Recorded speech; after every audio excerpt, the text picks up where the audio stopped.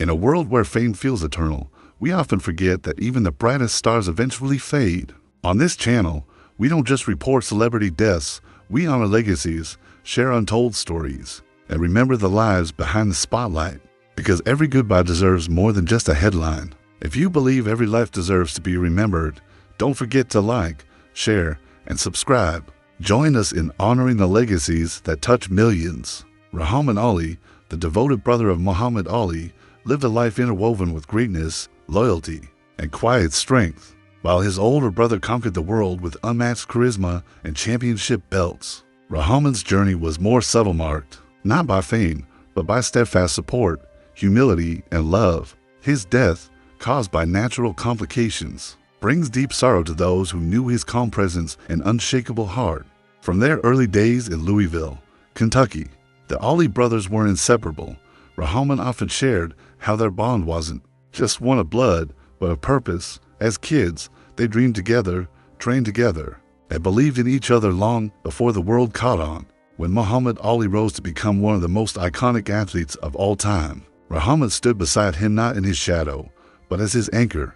He had his own career in boxing, with 18 fights from 1964 to 1972, winning 9. Though his path inside the ring didn't lead to titles or global acclaim, it reflected courage and perseverance. He never craved the spotlight.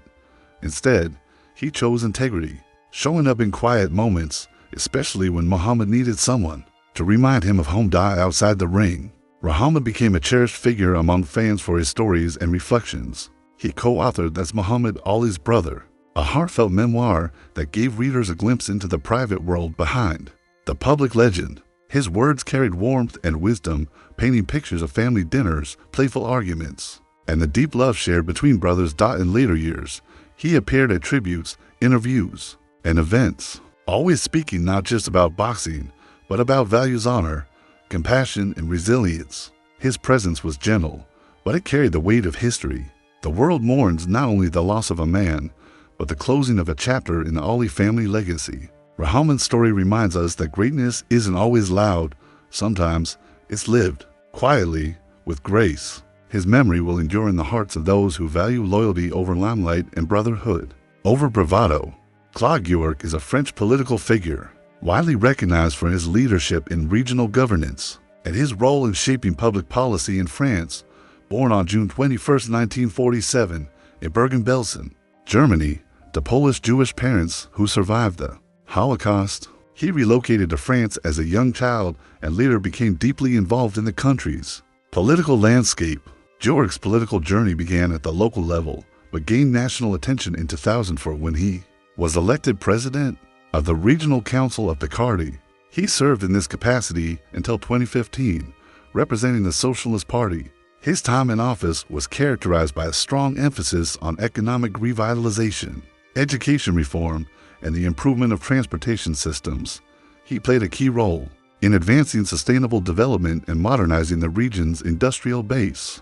Dedicated to fostering economic growth, Guillac championed innovation and supported small businesses, while also investing in education and vocational training, particularly targeting youth and underserved communities. Under his leadership, significant enhancements were made to the region's infrastructure, including expanded railway and road networks, which helped improve mobility and regional connectivity. Guillac was admired for his practical and cooperative approach to governance, often reaching across party lines to accomplish shared objectives. His leadership style earned him a reputation as a thoughtful and effective regional statesman. Tim Johnson is a former American politician who represented South Dakota in the U.S. Senate from 1997 to 2015.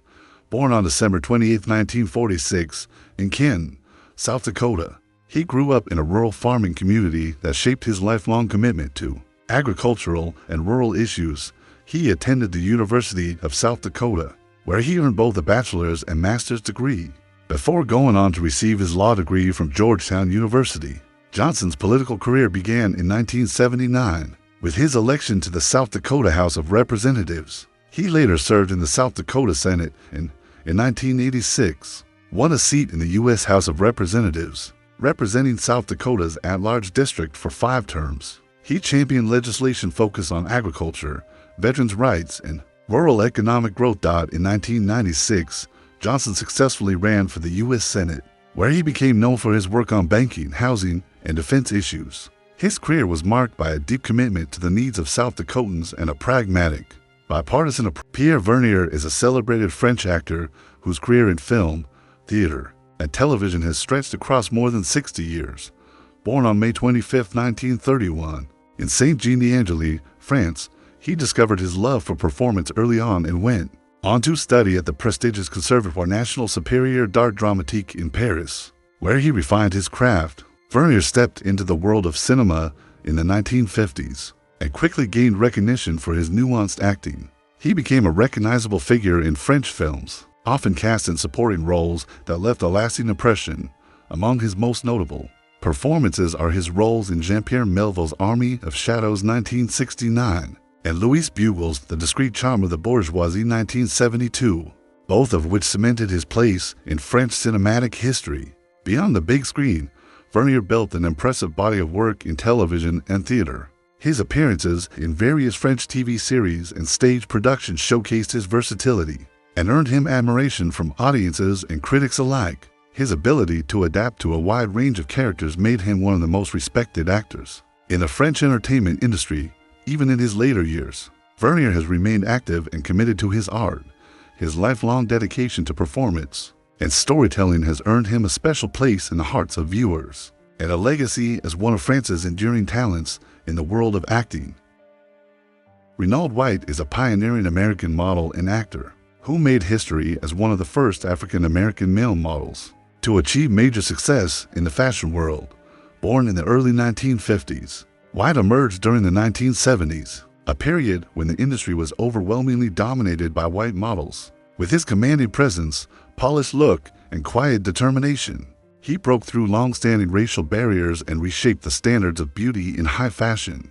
White began his modeling career in the early 70s and rapidly caught the attention of top designers and fashion photographers. He became a regular face in major advertising campaigns, working with iconic brands like Ralph Lauren and Calvin Klein. His image graced the covers of influential magazines such as GQ and Ebony, helping redefine the face of American fashion. As a trailblazer, he opened doors for many black models who came after him, proving that diversity could thrive in a traditionally exclusive industry.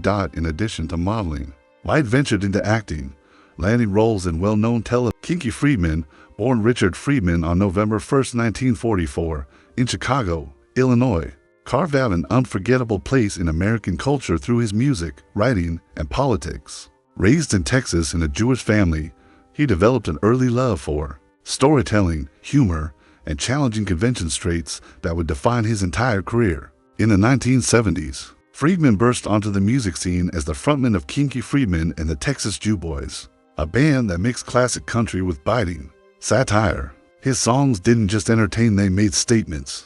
Tracks like They Ain't Mackin' Jews Like Jesus Anymore and Riot and Jew Boy were bold, controversial, and reflective of a man unafraid to confront social issues through art. The latter song, a haunting tribute to Holocaust victims, showed the depth of emotion beneath his sharp comedic exterior. But Friedman didn't stop at music. He went on to become a prolific novelist, turning himself into a fictional detective in a popular mystery series, with titles like Greenwich Killing Time and Armadillos and Old Lace. His books blended humor, suspense. Doug Sheehan is an American actor who became a well-known face on television during the 1980s and 1990s, thanks to his memorable roles in both daytime soap operas and primetime dramas. Born on April 27, 1949, in Santa Monica, California, Sheehan discovered his passion for acting early in life. He attended the University of California and after graduation, decided to pursue a career in entertainment decision that would lead him to become a familiar name in American households. Sheehan first rose to fame on the iconic daytime soap opera General Hospital, where he portrayed attorney Joe Kelly from 1979 to 1982. His portrayal of the charismatic and principled lawyer quickly gained popularity, earning him legions of devoted fans and firmly establishing him as a rising star in the world of daytime television.